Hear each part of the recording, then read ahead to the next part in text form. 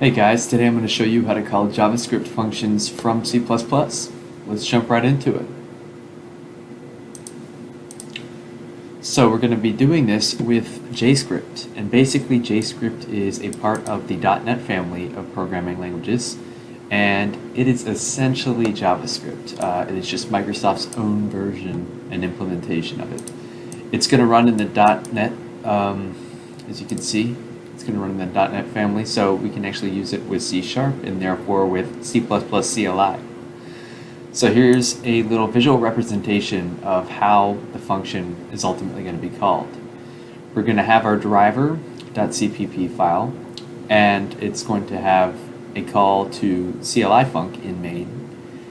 Now driver.cpp is going to be linked with cpplib.cpp for C++ library.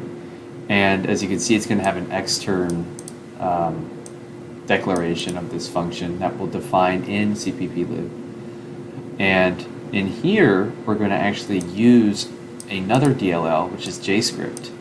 And that's how we're going to be able to call this JScript func.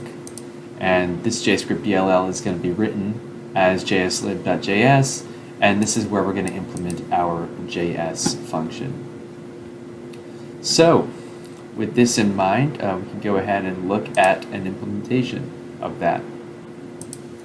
So I have a very simple driver here, and it's just, again, int main, and it's going to print hi from pure C++, and then it's going to call this CLI function, and it's going to be an external declaration because it's going to be linked with cpplib.cpp, and this is where we're going to define CLI function and also define it as a DLL export, and we're going to write hello from CLI, and then we're going to call our JS function, and if we look in here, this will ultimately become jsc.dll.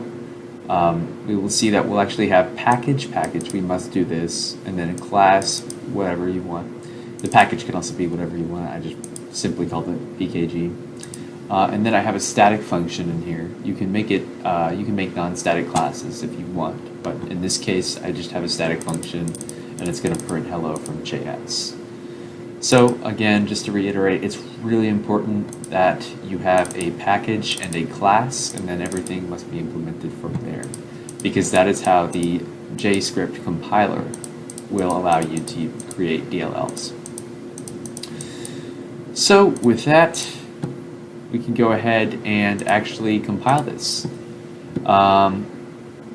So JScript is a .NET language, and it's actually built into Windows systems. And there is a compiler for it called jsc.exe.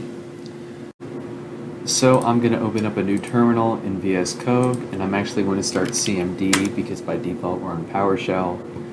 And to find jsc.exe, we can look inside of the Windows, Microsoft.NET, Framework or Framework 64, and then the most recent version, and then we should find jsc.exe in there. So I have it in my path, but if you don't, you can actually drag it down here. And then we'll need some arguments. We'll need /t and to define the library. So /t library, that tells it to make a DLL, and then here is the file name jsc.js. So I'll copy and paste that, hit enter, and as you can see, jsc.dll is created. Okay, so now the next step is to actually compile the CLI library. So before we do this, I'm going to tell you that I'm using CL, which is the Visual Studio compiler. This is not the Visual Studio console, and so we'll have to actually set up some environment variables. There's actually a batch file you can find in the Visual Studio auxiliary build folder here. Specifically, vcvars32 is what I will use. You can use, I think, any of these if you really want.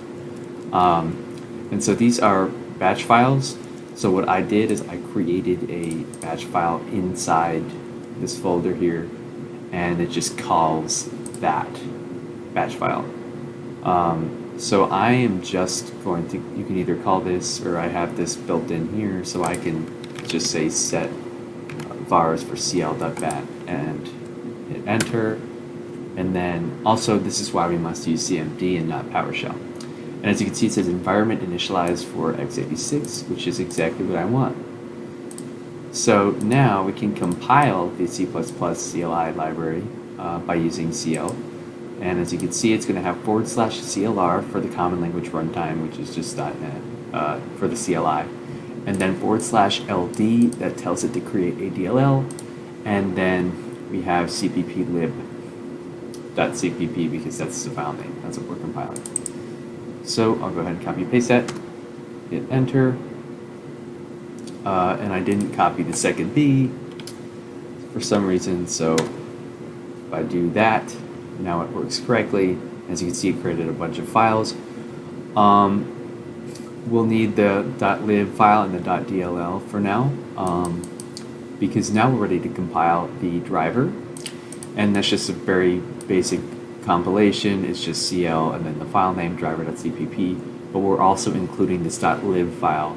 It's a really convenient way to include this external, or to define this function. So yeah, we'll just copy this and paste it in here and hit enter. And then now we have driver.exe. And if I run driver, as you can see, we get hi from pure C++, which is this guy. We get hello from CLI, which is this guy. And then we have hello from JS, which is this guy.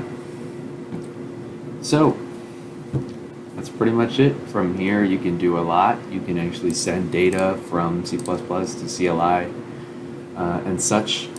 I would like to mention also that this is going to depend on what is in the current working directory.